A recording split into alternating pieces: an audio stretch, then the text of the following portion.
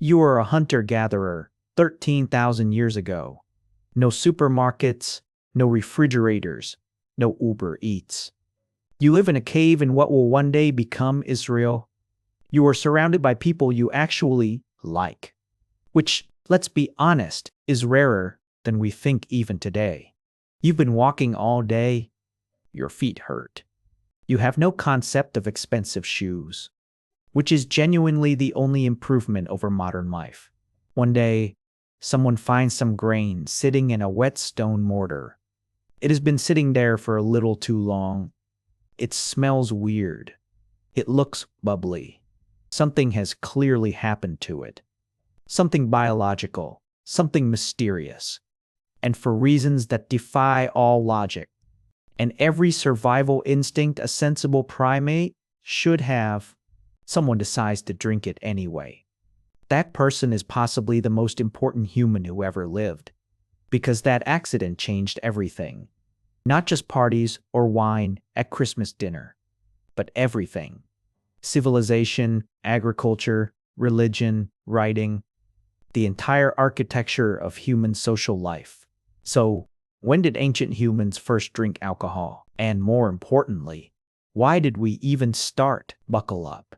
Because the answer goes much further back. And it starts not with humans at all. It starts with monkeys. Were humans biologically designed to handle alcohol? Most animals basically fall over and die from ethanol. Or, at minimum, they have a deeply unpleasant time. Their bodies cannot process it efficiently. Their livers stage an immediate protest. The experience is deeply unpleasant or fatal. But humans and our close primate relatives are different. We have a specific enzyme called AD4. Alcohol dehydrogenase 4 lets us break down ethanol. We do this with surprising efficiency. Our bodies are built to handle this molecule. And here is the part that should stop you in your tracks. That enzyme didn't appear when we invented wine. It didn't appear when agriculture began. It appeared roughly 10 million years ago. 10 million years. That is before Homo sapiens existed. That is before Homo erectus existed. Before anything we would recognize as a human. That mutation emerged deep in the primate family tree, right when our ancestors transitioned to the ground. They spent less time in the trees. For 10 million years, our bodies were preparing, long before we were consciously choosing to drink.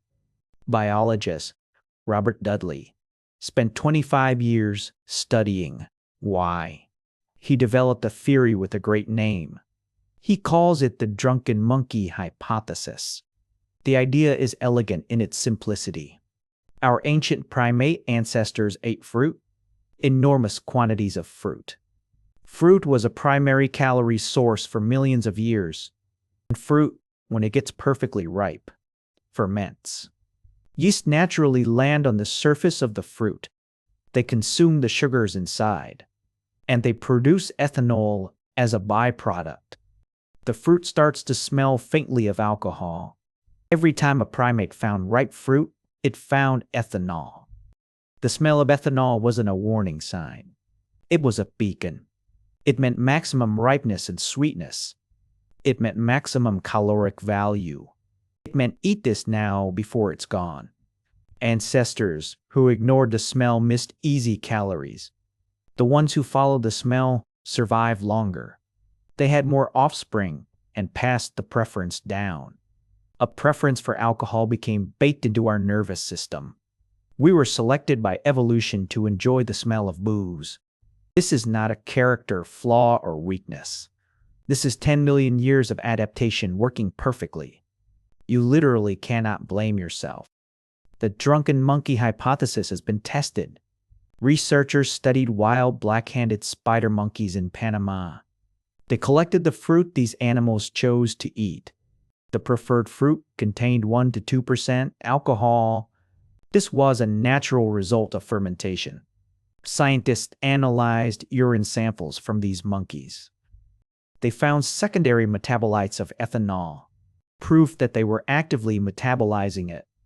Chimpanzees in the Ivory Coast showed similar results. Their daily fruit diet exposed them to ethanol, equivalent to 1 to 2 full human drinks every day, without making any conscious choices about it. Your ancient ancestor was getting a mild buzz 10 million years ago in the forest, and they had absolutely no idea. The desire and biological pull were already set up, long before humans intentionally fermented anything. Our relationship with alcohol is very old, but at some point the story changes. A cognitively modern human decides to deliberately make it. This is a different and enormous leap. It requires observation, memory, and science. The oldest evidence sits inside a cave in Israel, Rockefet Cave, near modern-day Haifa. It was a burial site used by the Natufians, semi-nomadic hunter-gatherers from 13,000 years ago. These were smart, socially complex people. They buried their dead with flowers. They kept dogs as companions. They were not primitive in any sense. Inside the cave, researchers found stone mortars, carved stone bowls holding 13,000-year-old residue. Stanford archaeologist Li Lie analyzed that residue.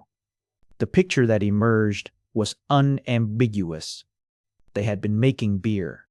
Not wine, but beer made from wheat and barley, produced through a sophisticated 3-stage process: malting, mashing, and fermenting with wild yeast. This intentional brewing predates agriculture.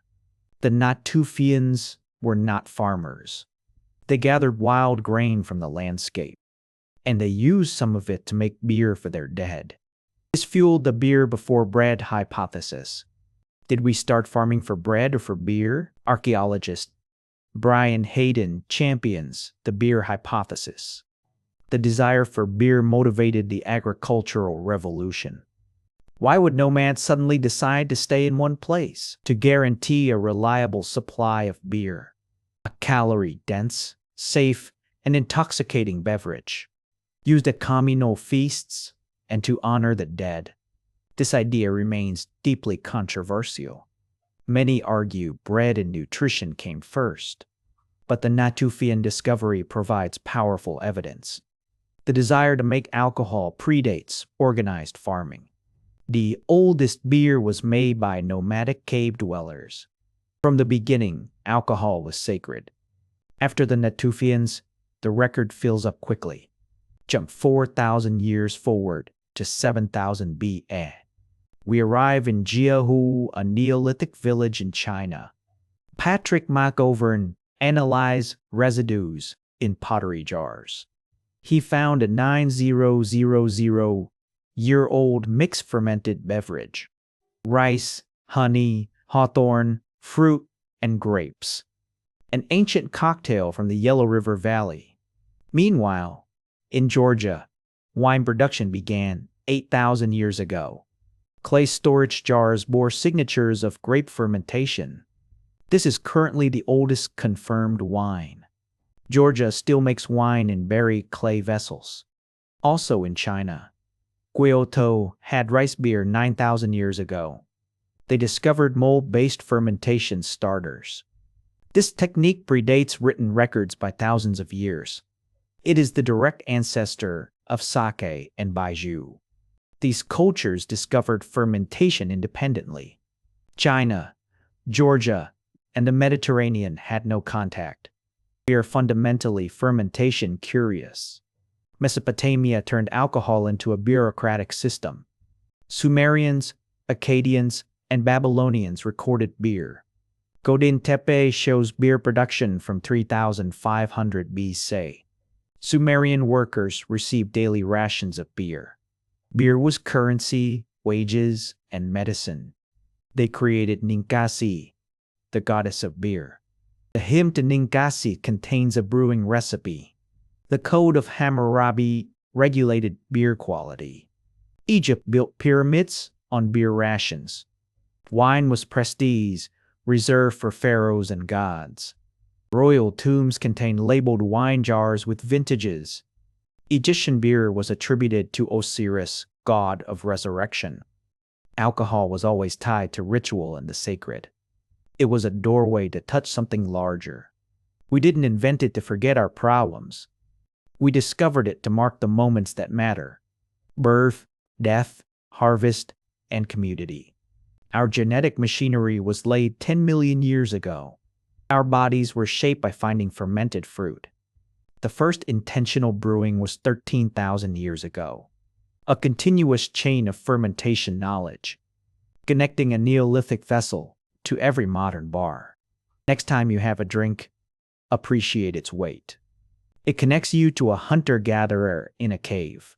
Tasting something strange and finding it good, we grew toward it like a plant toward light. Cheers to 10 million years of history.